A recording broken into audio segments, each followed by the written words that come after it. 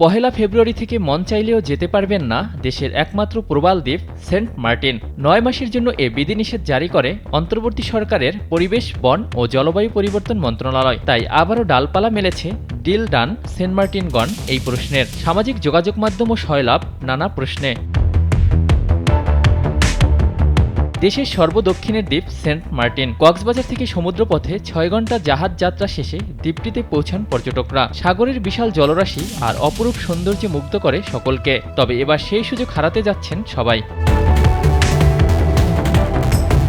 Saint Martin দ্বীপে প্রতি বছর ১ অক্টোবর থেকে ৩১ মার্চ পর্যন্ত যাতায়াত করতে পারেন পর্যটকরা। কিন্তু এবছর পর্যটক সীমিত করার পাশাপাশি নানা বিধিনিষেধ জারি করে পরিবেশ, বন ও জলবায়ু পরিবর্তন মন্ত্রণালয়। গত বছরের নভেম্বর থেকে চলতি বছরের জানুয়ারি পর্যন্ত ভ্রমণ করা সম্ভব হলেও আগামী ফেব্রুয়ারি থেকে অক্টোবর পর্যন্ত দেশের একমাত্র প্রবাল দ্বীপে যেতে পারবেন না।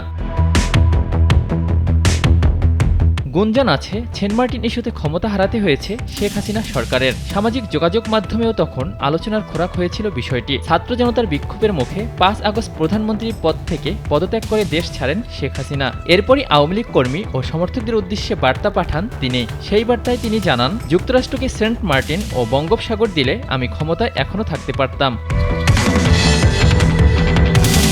সেন্ট মার্টিনে ৯ মাসের জন্য জাহাজ চলাচল বন্ধে নতুন করে আবারও আলোচনায় সাবেক প্রধানমন্ত্রী শেখ হাসিনার সেই মন্তব্য। তবে স্থানীয়রা বলছেন, অতীতে এরকম কোনো সংকট দ্বীপে তৈরি হয়নি। এখন যদি দ্বীপে পর্যটক আসা বন্ধ হয়ে যায় তাহলে নানামুখী সংকটে পড়বে এলাকাবাসী ও ব্যবসায়ীরা। পর্যটন ব্যবসার সাথে জড়িত আছেন এখানকার শত শত মানুষ। তাই মানবিক দিক বিবেচনায় পর্যটকদের জন্য ২৮ ফেব্রুয়ারি পর্যন্ত সেন্ট মার্টিনে যাতায়াত করার সুযোগ রাখার দাবি জানান এলাকাবাসী। আমি মাননীয় প্রধান উপদেষ্টা এবং সংশ্লিষ্ট প্রধান এই পরিবেশ উপদেষ্টা রিজওয়ানা হাসানাকে বিনীত অনুরোধ করছি দ্বীপবাসীর পক্ষ থেকে অসহায় ১০,০০০ দ্বীপবাসীর দিকে তাকিয়ে আমাদেরকে ফেব্রুয়ারি মাসটা কমপক্ষে চলার সুযোগ করে দিন।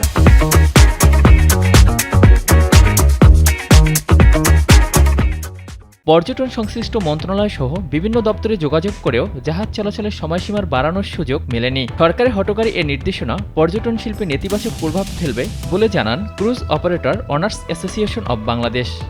আপনারা ইতিমধ্যে জেনেছেন, সরকারি নির্দেশনার আলোকে ৩১ তারিখ জাহাজ চলাচল বন্ধ হতে চলেছে। কিন্তু আমরা এর বিরোধিতা কখন থেকে করে আসছি। আমরা বিভিন্ন দপ্তরে, এমনকি মাননীয় পরিবেশ ও জলবায়ু উপদেষ্টা বরাবরও কিন্তু নিবেদন জানিয়েছি এবং সরাসরি দেখাও করেছি।